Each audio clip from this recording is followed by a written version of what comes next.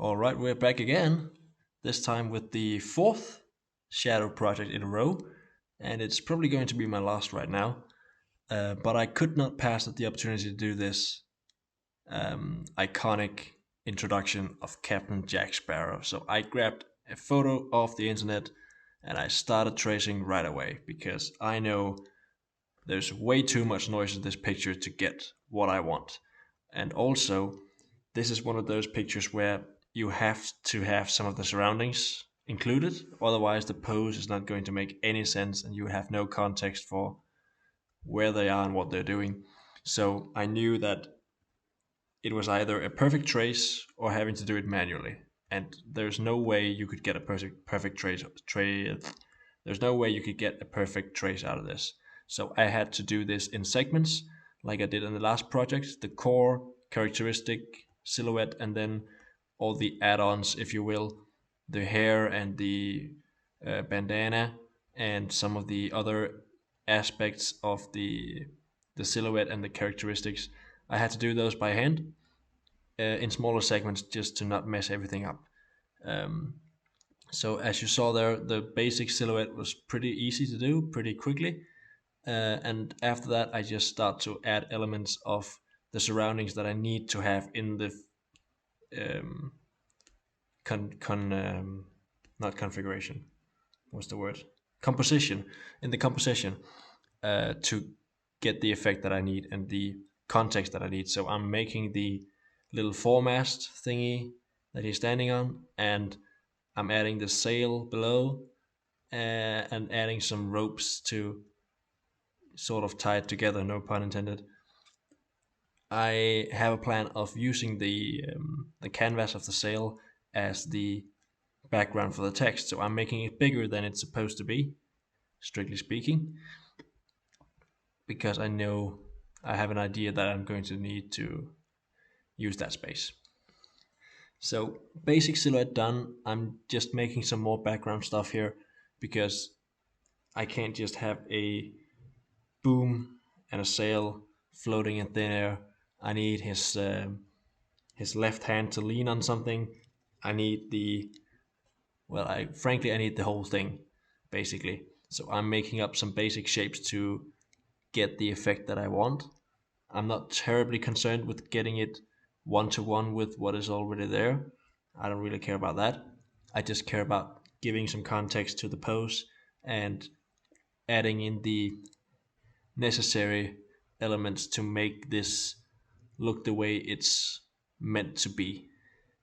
So as you can see there, some of the rigging and some of the other trusses and stuff like that in the background, I'm making a decision to trim those off a bit so they don't interfere with the silhouette of Jack Sparrow himself, keeping things contained and separate. This is also the reason why I'm not tracing the rope behind him that goes diagonally. It just interferes with the profile.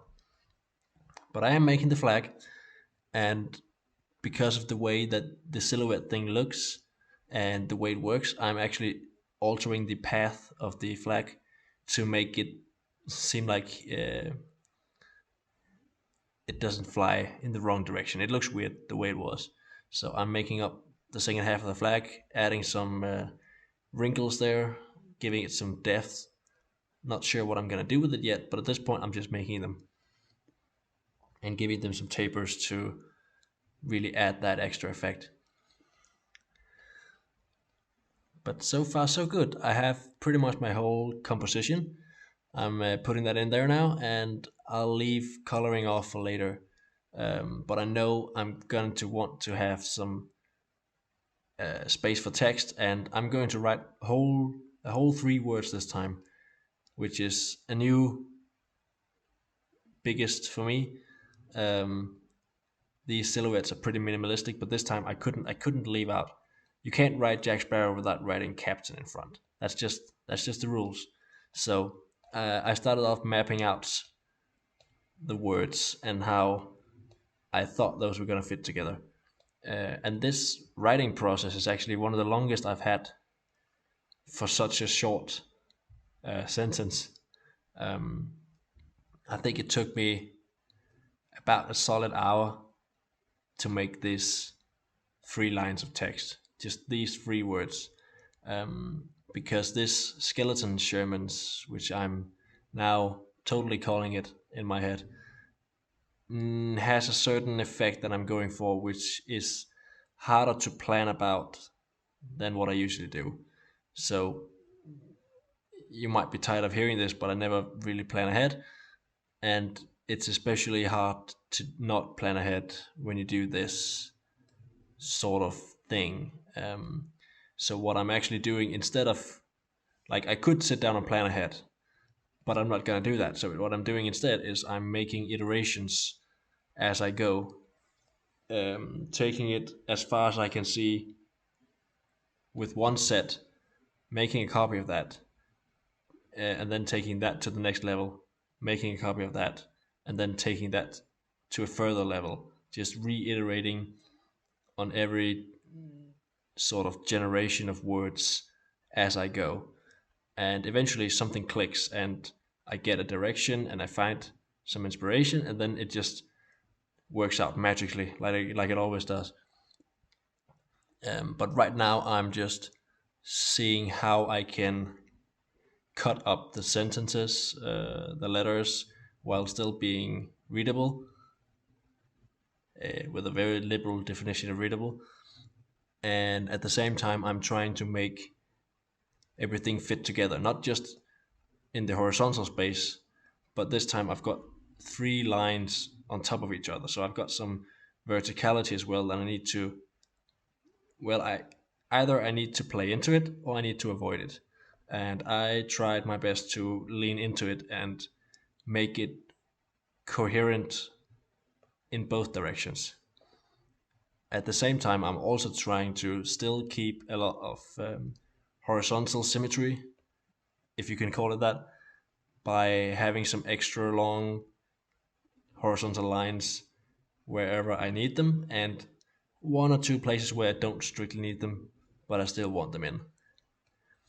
Especially the middle word, Jack, is comparatively short relative to the other words it's surrounded by, so I had to make that feel bigger in some way. And one of the easiest tools for that is line modifiers, because you can make those as big and vast and far reaching as you want. Um, and that's what I ended up doing here as well, making some horizontal lines that I need and just making them way bigger than they have any need to be. And at this point, I'm confident enough in my setup that I'm adding some dots and checking my lines if I got the necessary amount and where they go. And the P at the top there, it just looked kind of sad, really. Um, like it was missing something. And so, on a whim, I decided to add a little reminder that I need to make a hat for it. So I thought that was a pretty brilliant piece of innovation there. Um, Tried to see if I could make a little funny hat there, like that. That for some reason that P in particular, it just has a characteristic almost. So I just added a bunch of nodes, turned it into a path, and added a bunch of nodes, and now I'm manipulating those to get a shape that I sort of think looks like a pirate hat. And it doesn't have to be spot on, but it alludes to the idea of there being a little happy hat on that P, and I really like it. It's got some character. For some reason, that P just has character, even before I added the hat. So at this stage, I'm pretty happy with the lines and the overall composition. So now I'm adding some flair and some distinctiveness to the lines, and I immediately thought I needed to add some curvy edges, like almost a cutlass or a sword. So I ended up actually just making everything pointy.